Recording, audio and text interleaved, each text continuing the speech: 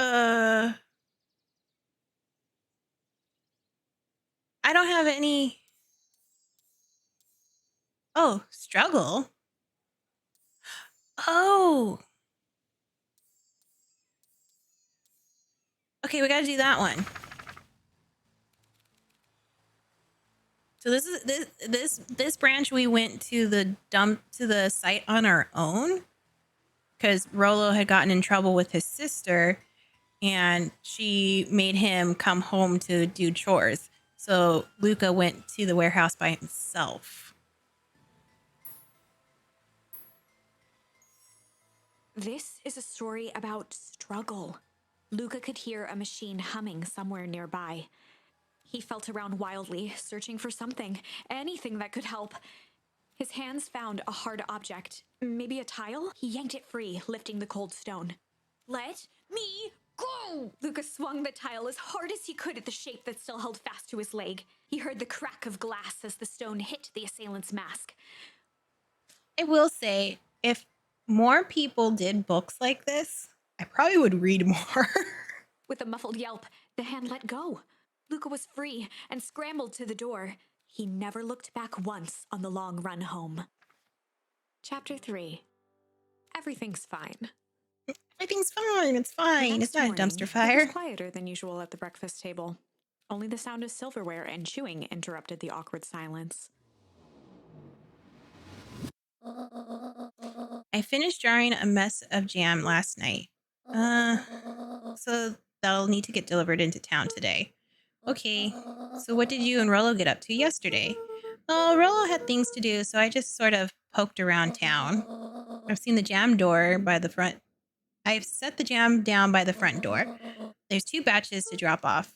One for Mr. Tulliver at the Bag and Wag. Another for Miss Fratelli at the diner.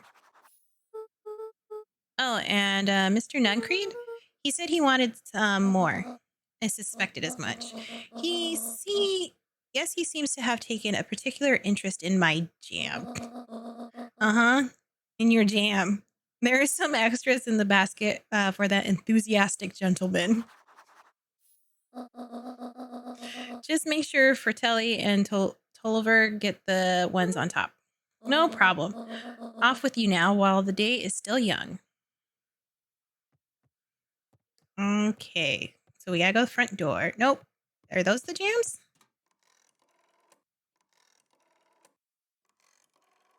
Grandma, who you calling?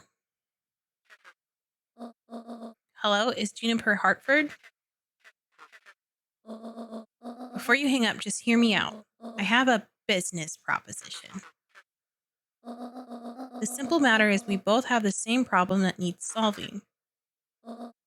Very well, we can meet tonight.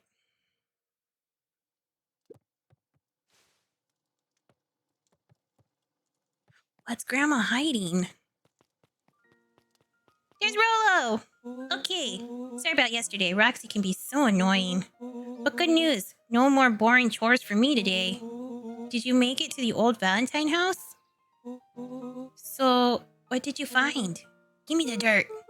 Something happened. There was someone else there. What? Who was it? Was it aliens? I knew it. It would be aliens. No. Zombies. No. Alien zombies? What else could it possibly be? Rolo. I gotta deliver these into town first. We can catch up after. Ooh, is it a whole thing? It sounds like a whole thing. Yeah, we shouldn't talk about it here. Meet me at the treehouse tonight. I'm not sure what this treehouse is that you speak of. Meet me at Mission Control. Roger that, Space Cadet.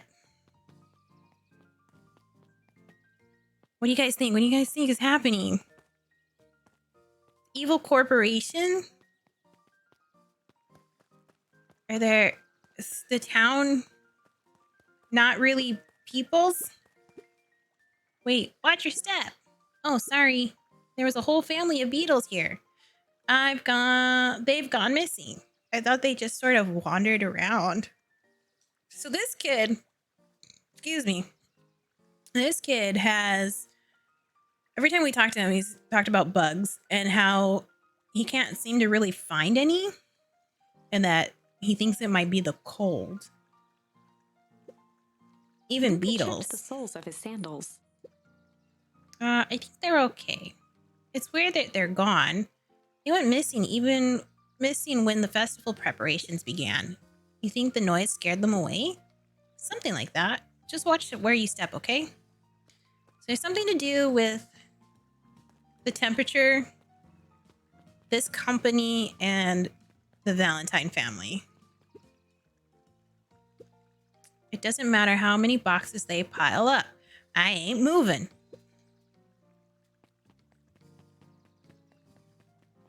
We haven't been able to go inside of it. And the preparations for this festival kind of just are not being done. Can I talk to you? No.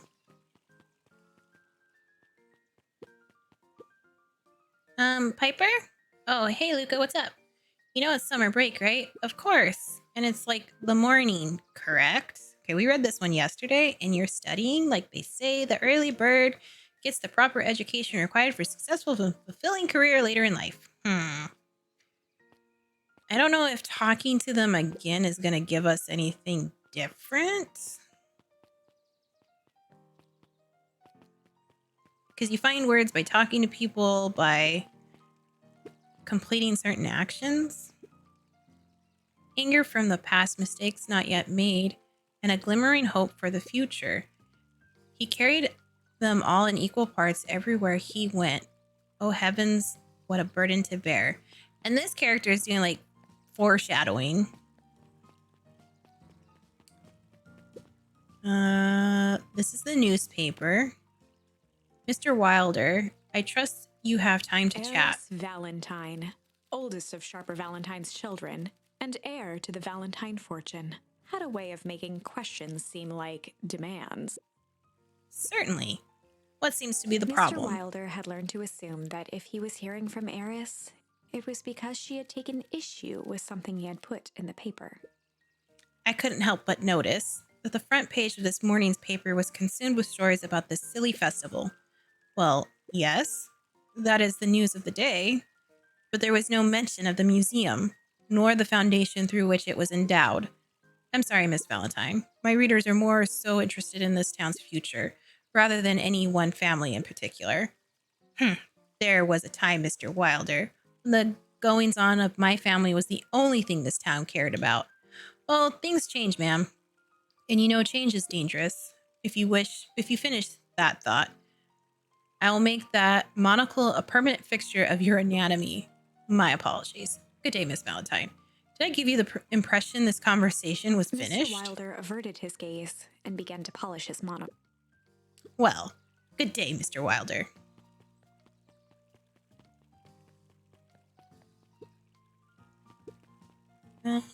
Diner is that way. We haven't been able to get into the town hall or go to. There's like another area that we haven't been able to get to yet. Hey, Don. Yawn. Hey, Don. Hey, Luka, what's up? They got you on a jam delivery, huh? Yep. Have you seen the new kid around yet? New kid? Yeah, came in from the big city. Her parents both got jobs here.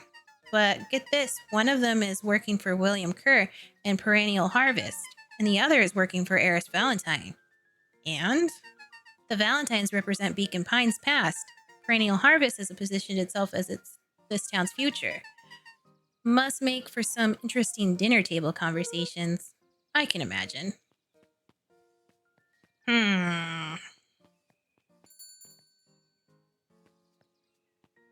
Let's talk to this guy first. This is the mayor. And he's a Valentine? If I could just be left alone, young Mr. Van Horn. Oh, sure. Sorry to bother you. It's just that Mr. Kerr has asked me to make the opening speech at the festival. Being mayor and all, you might expect me to be a charismatic speaker. The truth is, I'm terribly nervous.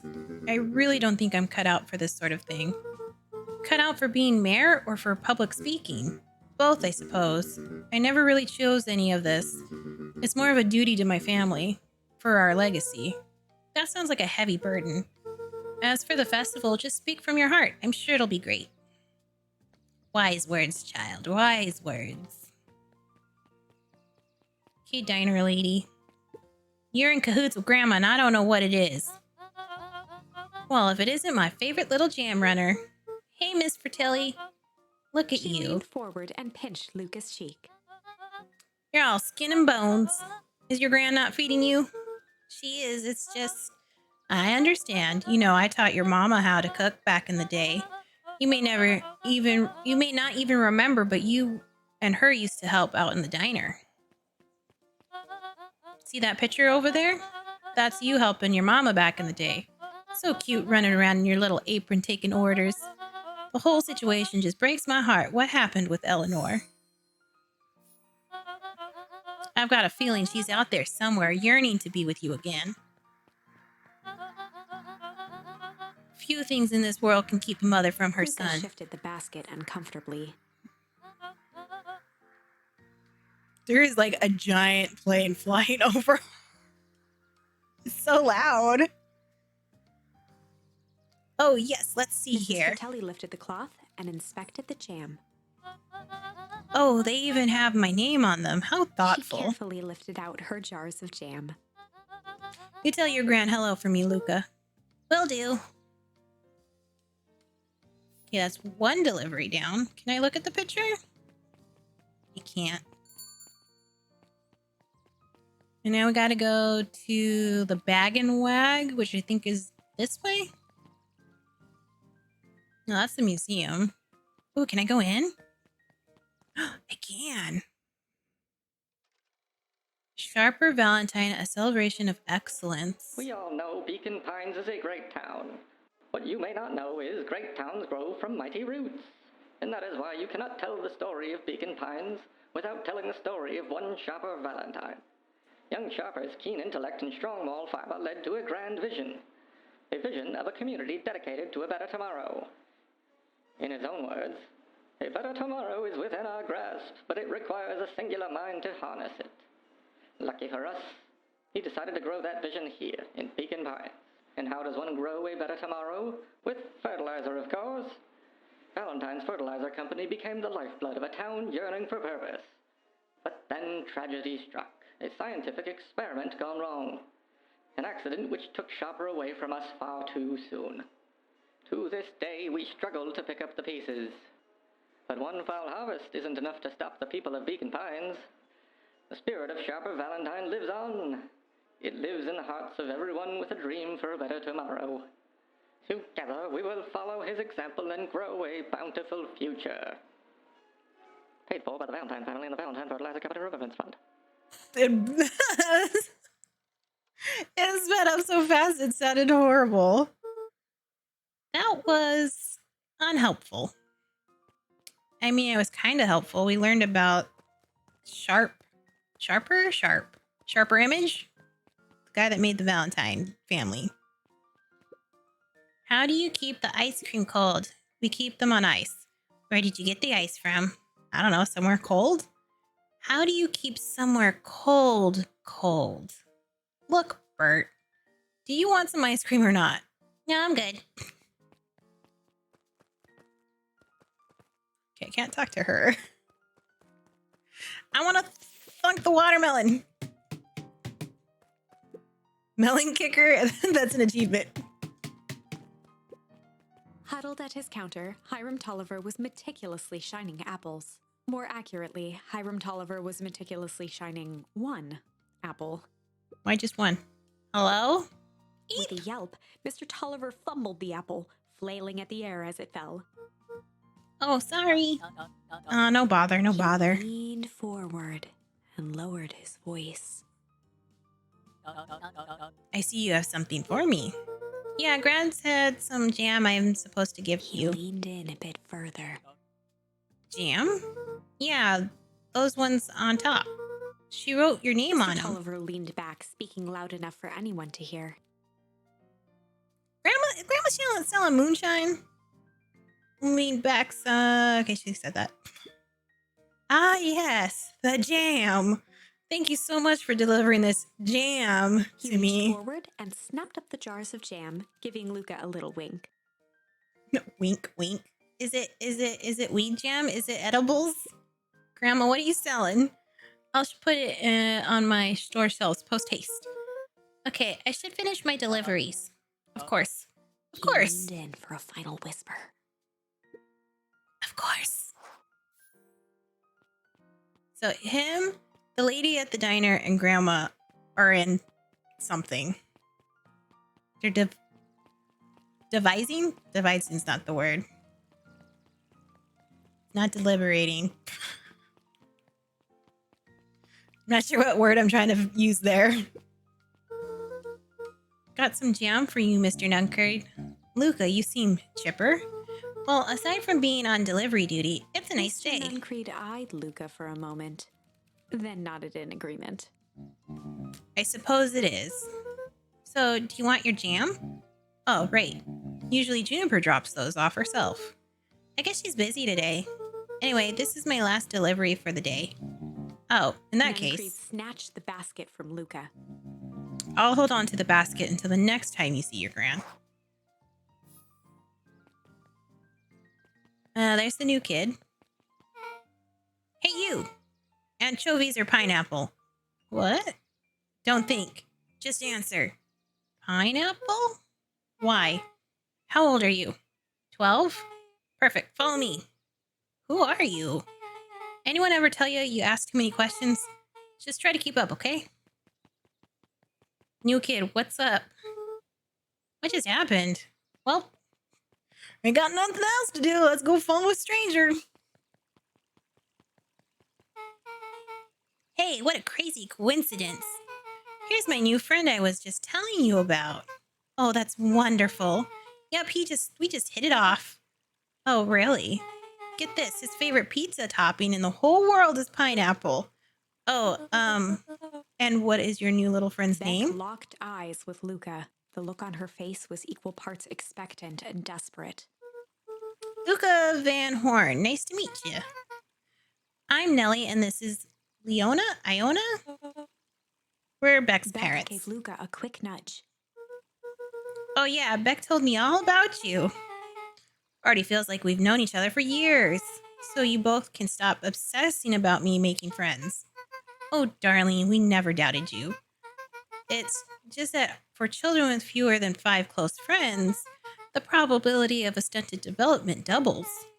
Well, 1 down, 4 to go, I guess.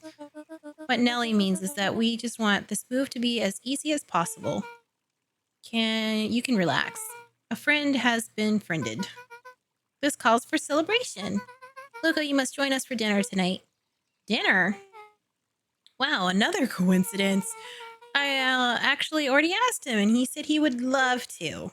It's just wonderful. In that case, we should pick up some groceries.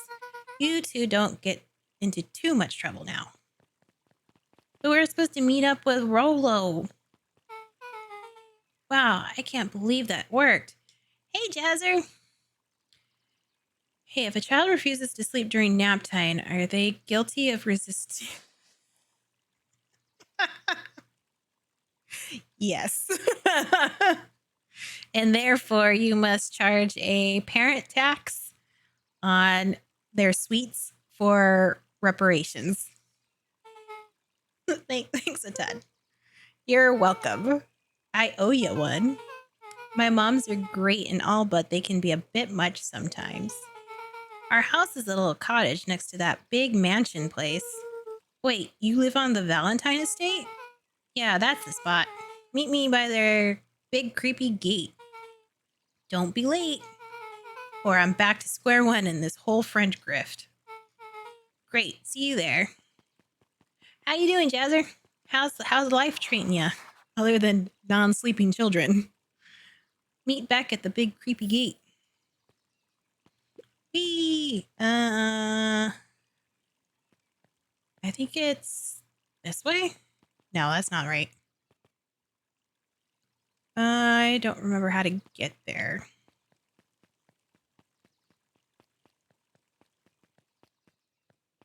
Ooh, who's this dude? Hello. What are you? Are you a weasel? Work, sleep, work, gaming, and streaming where I can. Also preparing for TwitchCon in less than 2 weeks. Ooh, exciting. Go on a TwitchCon. I've never been. Probably never will. I'd rather go to like E3 if I can. Or Comic-Con. I think those are better. Good morning, Jeff. Geoff. I knew a person that spelled their name like that. They were kind of a dick. What's so good about it? Another day further down the tubes, if you ask me. Come on now, it's not all bad. The festival is coming up. Festival? Old man Valentine used to put on cockamamie shindigs all the time. And where did that get us? Well, it's Perennial Harvest putting on this one, and they're doing it for the whole town. As far as I see it, the difference between Old Valentine Company and this new Perennial Harvest Jeff outfit dug through his pockets for a bit. is the difference between this empty soup can and this brown banana. But those are both garbage. Exactly. I think they're the same company. They have to be, right? Okay, up the hill. That's not a hill. Those are stairs. And then this way.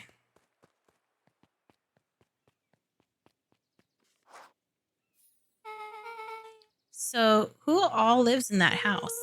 Eris and Gus Valentine grew up there, and Solomon moved in a few years back. Creepy little kid in the vest? That sounds like the one. What if the creepy kid in the vest isn't is a creepy kid? Maybe he's the dude that we learned in the museum. Sharper. What if he's a reincarnation of him? So just the 3 people live in that huge thing. I bet a bunch of shade. Maybe he's not a reincarnation. Maybe the tragedy that wasn't that he died, that he turned into a child. Not really. The Valentines pretty much keep to themselves. So it's empty and boring. Pretty much. What a waste. My mom says that it used to be way busier back before Sharper died. Before the fowl harvest. Oh, that's like the 5th time someone mentioned this fowl harvest thing. And you all use that same ominous tone. Eventually, you're going to explain to me how that harvest got all fouled up. But we can't keep my parents waiting anymore. This way.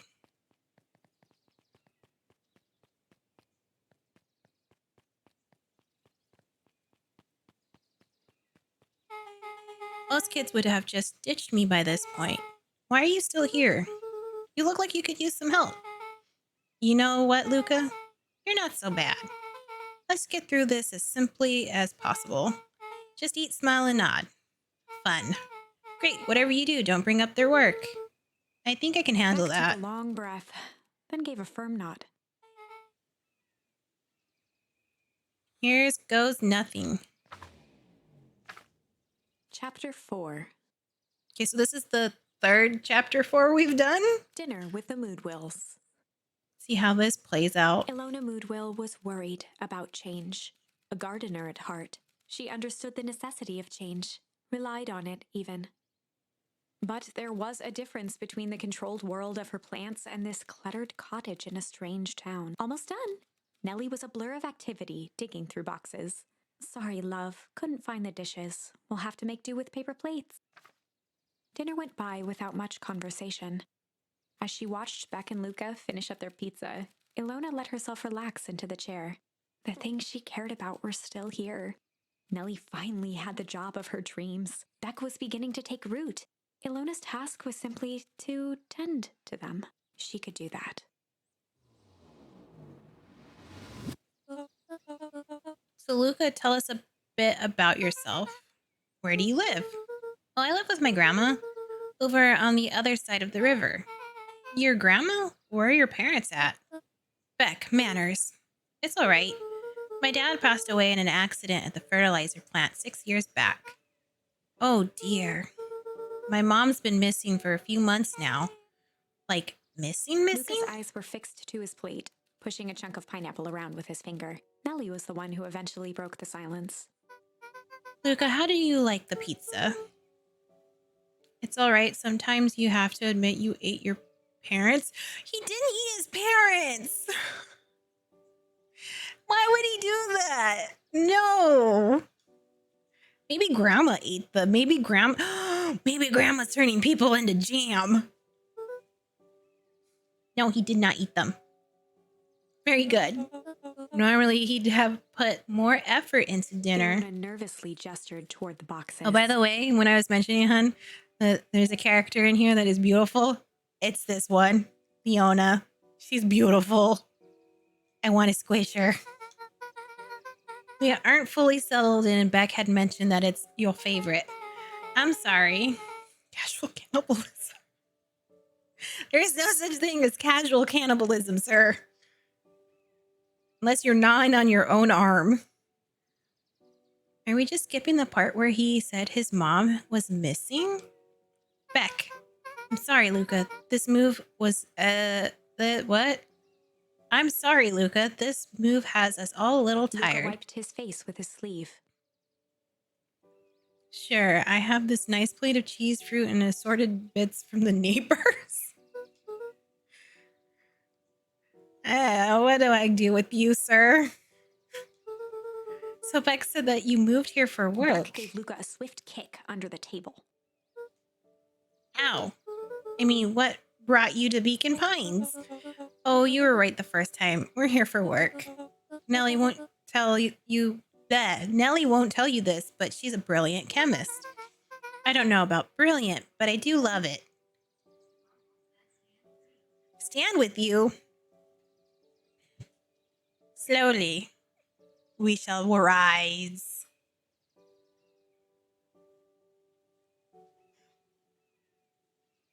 Also, I had to move the cat bed next to me because he would not stop jumping on the table.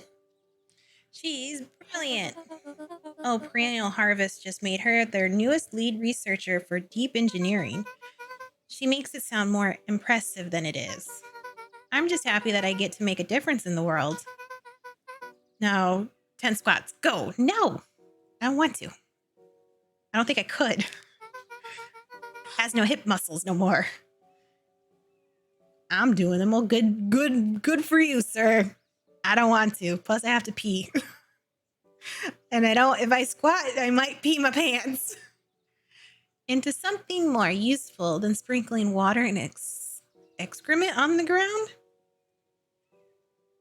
So many pops and cracks. I'm old. I am too. I'm older. I know these pops and cracks sounds. I do not like them. I do not. Luka glanced over to Beck. She seemed to be holding her breath. What Nellie means, Luka, is that there are different ways to grow plants. Yes, some people talk to their plants and hope for the best. And some people happily leave their job to allow a loved one to pursue their dream. You swore you Beck didn't. Slammed her fist into the table, perhaps harder than she intended. Hey, Luka, how about some dessert? I actually have to meet my friend Rolo Luka soon. glanced outside to gauge the time. The sky was darker than he expected, filled with ominous clouds. Looks like there's a storm brewing. I should get going. Oh, I didn't think there was any rain in the almanac. Yeah, almanacs aren't that useful around here. Luka wiped his mouth one last time with his napkin and started to get up. Thank you all for the pizza. It really was good. See you at the festival, Beck.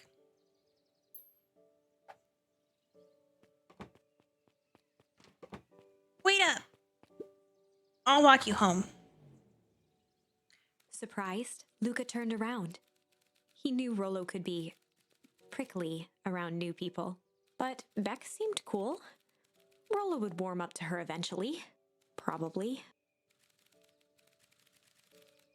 Luka began to respond, but the sky answered for him as the clouds above began to rumble or break.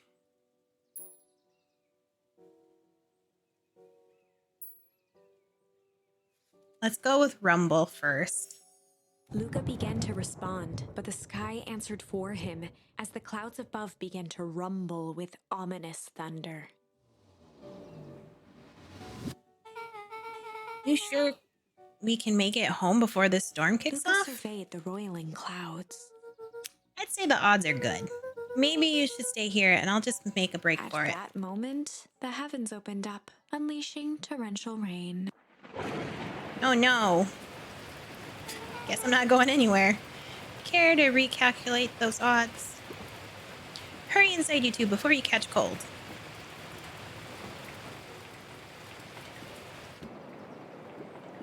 Luka, Nellie will keep trying to reach your gran on the phone. In the meantime, you two hold tight. Sorry, not much to do up here. Most of my stuff is still in boxes. Mind if I poke around? Be my guest.